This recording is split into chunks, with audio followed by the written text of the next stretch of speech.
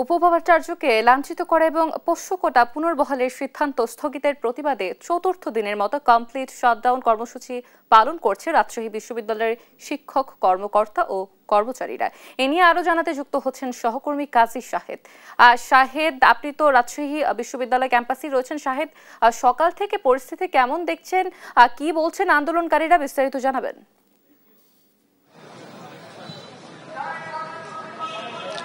শুভ সকাল অতসী। এখন পর্যন্ত যে শিক্ষক, কর্মকর্তা, কর্মচারীদের যে আন্দোলন সেটি চতুর্থ দিনে গড়িয়েছে। চতুর্থ দিনেও শিক্ষার্থীদের যে অবস্থান সেটি কিন্তু এখনো চলছে। আমরা যদি দেখি যে রাজশাহী বিশ্ববিদ্যালয় প্রশাসন ভবনের ঠিক পাশেই আমবাগানের নিচে কর্মকর্তা, কর্মচারী এবং শিক্ষকরা অবস্থান নিয়েছেন। তাদের যে চতুর্থ দিনের মতো এই আন্দোলনটি চলছে।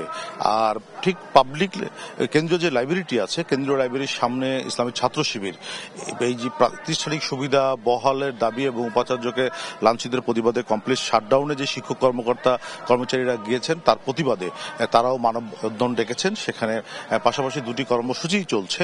এখানে যেটা যে কর্মকর্তা, কর্মচারীরা বলছেন যে তারা সিন্ডিকেটের যে সভা হয়েছে সেখানে যে দুটি সিদ্ধান্ত গ্রহণ করা হয়েছে, একটি অভ্যন্তরীণ কমিটি এবং একটি বিচার বিভাগীয় কমিটি, সেটি তারা সাধুবাদ জানালেও যে কমিটির যে তদন্ত প্রতিবেদন সেটি নিয়ে তারা হতাশা প্রকাশ করেছেন। কারণ এখন পর্যন্ত আগের কমিটিগুলো তদন্ত রিপোর্ট দেয়নি এবং আজকে তৃতীয় দিন অতিবাহিত হলেও সেই ঘটনার যে তদন্ত কমিটি তারা কাজই শুরু করেনি। ফলে এই তদন্ত কমিটিও যে আলোর মুখ দেখবে না এটি তারা মনে করছেন এবং তারা সেই দাবি থেকে এই কারণেই সরে আসছেন না যে উপাচার্যকে লাঞ্ছিতের যে ঘটনায় যারা জড়িত তাদের বিরুদ্ধে শাস্তিমূলক ব্যবস্থা না নেওয়া পর্যন্ত তারা তাদের এই আন্দোলন কর্মসূচি চালিয়ে যাবেন। গতকাল দুপুরে উপাচার্যের সঙ্গে বৈঠকে বসেছিলেন শিক্ষক, কর্মকর্তা, কর্মচারীরা। তারা সেখানে উপাচার্য এবং প্রশাসনের যারা ঊর্ধ্বতন কর্মকর্তা তারা এই কর্মসূচি কমপ্লিট শাটডাউনের সেটি প্রত্যাহার করে নেওয়ার আহ্বান জানিয়েছিলেন, কিন্তু শেষ পর্যন্ত তারা সেটি করেননি। রাতে 2 দফা বৈঠক হলেও সমঝোতায় আসা যায়নি।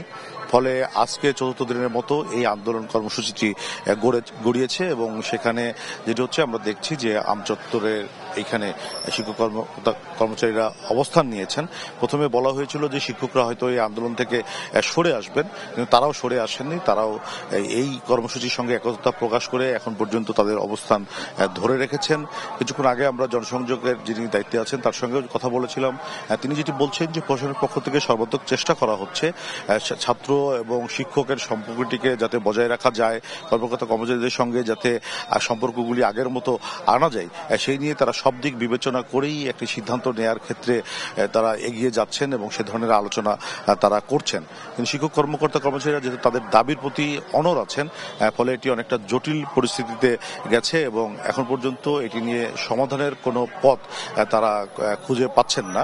তবে তারা চেষ্টা করছেন দুই পক্ষের সঙ্গে কথা বলেই যাতে এই আন্দোলন কর্মসূচিটিকে আপাতত স্থগিত রাখা যায় বা এটি নিয়ে যাতে বন্ধ করা যায়। কারণ আপনি জানেন যে রাকসুর যে ভোট গ্রহণ ছিল 25 সেপ্টেম্বর, শিক্ষক, কর্মকর্তা, কর্মচারীদের কারণেই তারা এটি পিছিয়ে গেছে। কারণ তারা দায়িত্ব পালন করতে অপারগতা প্রকাশ করেন এবং শাটডাউন কর্মসূচি ঘোষণা করার কারণে নির্বাচনটি শেষ পর্যন্ত নির্বাচন কমিশন পেছাতে বাধ্য হয়। ফলে আগামী মাসের 16 অক্টোবর ভোট গ্রহণের সিদ্ধান্ত হয়েছে।